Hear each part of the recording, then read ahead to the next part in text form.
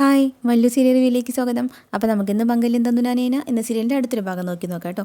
അപ്പോൾ നിധിക്ക് കുറേശ്ശെ സംശയം തോന്നി തുടങ്ങിയിട്ടുണ്ടല്ലോ, എപ്പിസോഡ് നമ്മൾ ഇട്ടിട്ടുണ്ടല്ലോ, അതായത് നമ്മുടെ ചിക്കൻ തിന്നിട്ടുള്ള ഭാഗം. അതിനുശേഷം നിധിക്ക് സംശയം തോന്നുന്നുണ്ട്. അപ്പോൾ പക്ഷെ അത് ഉറപ്പിക്കണ്ടേ, അതിന് വേണ്ടിയിട്ട് അപ്പോൾ നിഖിൽ അതിൻ്റെ ഇടയ്ക്ക് നിഖിലും പറയുന്നുണ്ട് കേട്ടോ, ചേച്ചി എന്തായാലും ശിവാനിനെ അങ്ങോട്ട് കൊണ്ടുപോകാനുള്ള തീരുമാനം എന്തായാലും തെറ്റായിപ്പോയി, ശിവാനി ഒരിക്കലും നന്നാവും എനിക്ക് തോന്നണില്ല എന്ന് പറയുന്നുണ്ട് കേട്ടോ. അപ്പോൾ നിധി ഒക്കെ കൂടി ഇങ്ങനെ ആലോചിക്കുന്നുണ്ട്.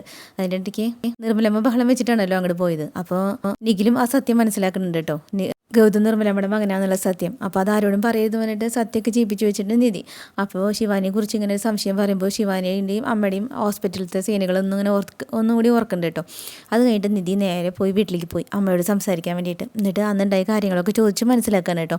അപ്പോൾ അമ്മ പറയുന്നുണ്ട്, ഇതിന് മുമ്പേയും ശിവാനി കുറേ ഓരോന്നൊക്കെ ചെയ്യാൻ നോക്കിയല്ലോ, അതായത് മണ്ണെണ്ണ ഒഴിച്ച് ജീവിക്കാനും അങ്ങനെ കുറേ കാര്യങ്ങൾ നോക്കിയല്ലോ. അപ്പോൾ എന്താ ഇപ്പോൾ ഇങ്ങനെ ചോദിക്കണേ, കണ്ടു കഴിഞ്ഞാൽ അങ്ങനെയൊന്നും തോന്നില്ലല്ലോ, എന്താ നിനക്ക് വല്ല സംശയം ഉണ്ടോ എന്ന് ചോദിക്കുന്നുണ്ട് കേട്ടോ.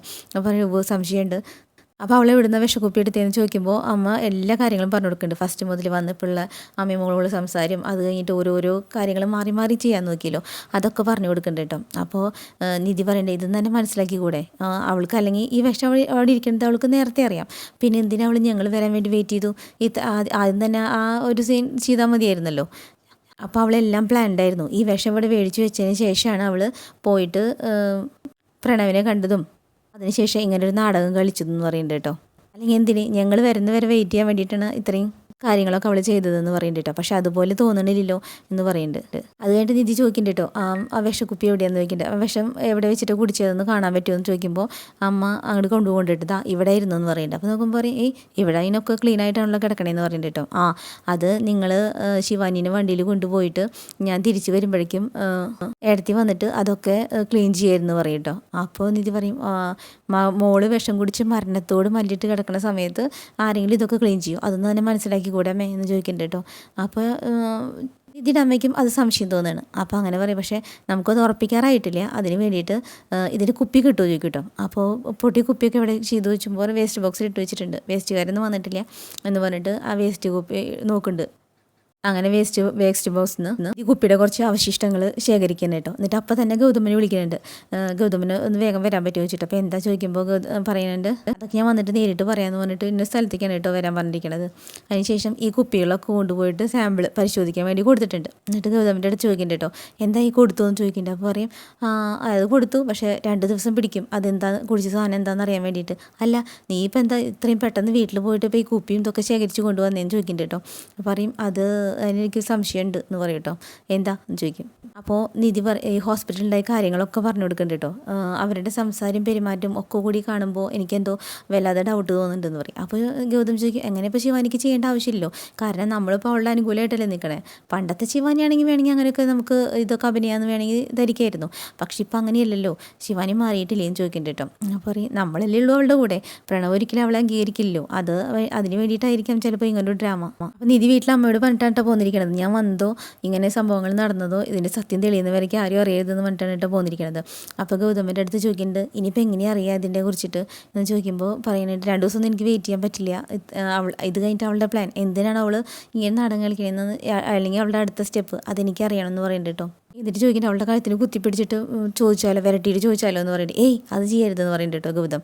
നമ്മൾ അറിയാത്ത മാതിരി വേണം, ഇതിൻ്റെ തെളിവുകളൊക്കെ കിട്ടുന്നവരേക്ക്, സത്യം തെളിയുന്നവരേക്ക് നമ്മൾ അറിയാത്ത പോലെ അവളുടെ ഭാഗത്തിന് നിൽക്കണ പോലെ നിന്നിട്ട് വേണം നമ്മൾ അവളോട് പെരുമാറാനായിട്ട് എന്ന് പറയും കേട്ടോ. അപ്പോൾ അതിൻ്റെ വഴിയുണ്ട് ചോദിക്കും. അപ്പോൾ എന്തപ്പോൾ അതിന് വഴിയെന്ന് ചോദിക്കുമ്പോൾ ഗൗതം എന്തോ വഴി പറഞ്ഞു കൊടുക്കുന്നുണ്ട് കേട്ടോ. അങ്ങനെ ശിവാനി ഡോക്ടറെ കാണാൻ പോവാണ് കേട്ടോ. ശിവാനി ചികിത്സിച്ചുകൊണ്ടിരിക്കുന്ന ഡോക്ടറെ കാണാൻ പോവാണ്. അപ്പോൾ ഡോക്ടർക്ക് ഇതിൽ പങ്കുണ്ടാവും അറിയാലോ. അപ്പോൾ ശിവാനി അറിയാതെ തന്നെ ശിവാനിക്കെതിരെയുള്ള തെളിവുകൾ ശേഖരിക്കാൻ വേണ്ടിയിട്ടാണ് 2 പേരും പോണത് കേട്ടോ. അങ്ങനെ ഈ സമയത്താണെങ്കിലോ ഡോക്ടറിനെ വസു വിളിച്ചുകൊണ്ടിരിക്കുകയാണ്. അപ്പോൾ വസുവിനോട് ഡോക്ടർ ചോദിക്കുന്നുണ്ട്, പൈസയുടെ കാര്യമൊക്കെ ചോദിക്കണ്ടേ. അപ്പോൾ ഗൗതമൻ്റെ പ്ലാൻ നിധിക്ക് ഇഷ്ടപ്പെട്ടു. അപ്പോൾ പറയുന്നുണ്ട്, ശിവാനി തെറ്റിദ്ധരിച്ച് നല്ലവളാണെന്നാണ് നമ്മൾ ആശിച്ചത്, ഇനിയിപ്പോൾ ഇതും അവളുടെ ഒരു നാടകമാണെങ്കിൽ ഇനി അവൾ അനുഭവിക്കാൻ പോണേ ഉള്ളൂ എന്ന് പറയുന്നുണ്ട് കേട്ടോ. അപ്പോൾ ഡോക്ടറുടെ അടുത്തേക്ക് വസുവിന് ഒരാളെ പറഞ്ഞു വിട്ടിട്ടുണ്ട്.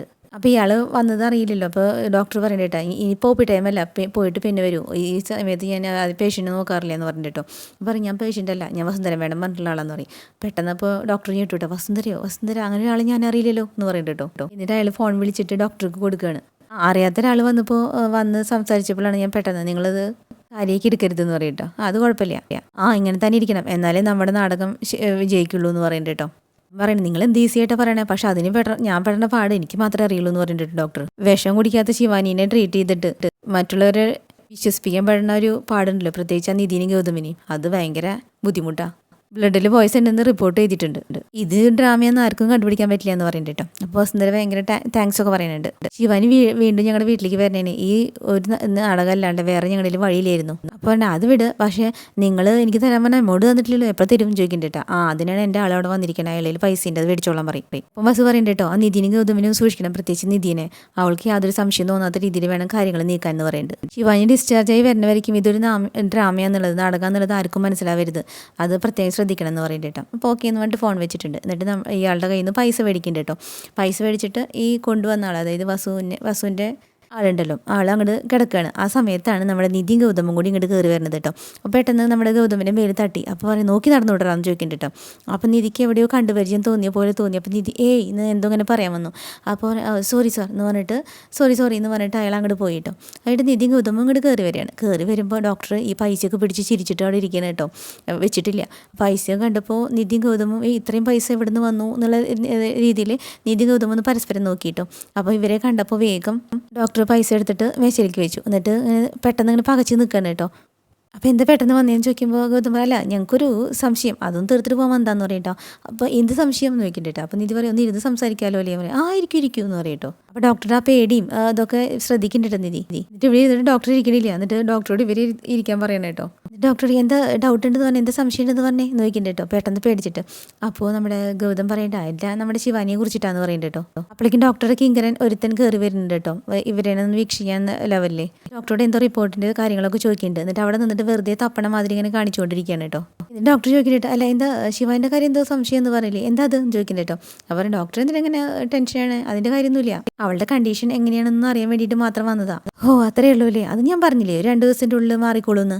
അപ്പം നിധി ചോദിക്കുന്നുണ്ട് അവള് ഏത് പോയിസനെ കുടിച്ചേ എന്ന് ചോദിക്കുന്നുണ്ട് കേട്ടോ. ഡോക്ടറെ ഇങ്ങോട്ട് ശ്രദ്ധിക്കുന്നുണ്ട്. ഡോക്ടർ ഇരുന്നിട്ട് ഇങ്ങനെ ആകെ വെള്ളം കുടിച്ചു തുടങ്ങി, എന്താ പറയണ്ടേന്ന് അറിയാതെ. അപ്പോൾ ഗൗതം ഒന്നുകൂടി ചോദിക്കുന്നുണ്ട്. അപ്പോൾ അതെന്താ ചോദിക്കണേ എന്ന് ചോദിക്കുന്നുണ്ട് കേട്ടോ. അല്ല അവളത് കുടിച്ച ഉടനെ തന്നെ പെട്ടെന്ന് ബോധം കിട്ടുപോയി, അത്രയും അളവിൽ ഒരു കൂടിയാണ് പോയിസനാണോ. അപ്പോൾ ഗൗതം മറ്റാളെയും ശ്രദ്ധിക്കുന്നുണ്ട്. അയാളും ഇങ്ങനെ ശ്രദ്ധിച്ചുകൊണ്ട് നിൽക്കുകയാണ് ഇവരെന്താ സംസാരിക്കണേ എന്നുള്ളത്.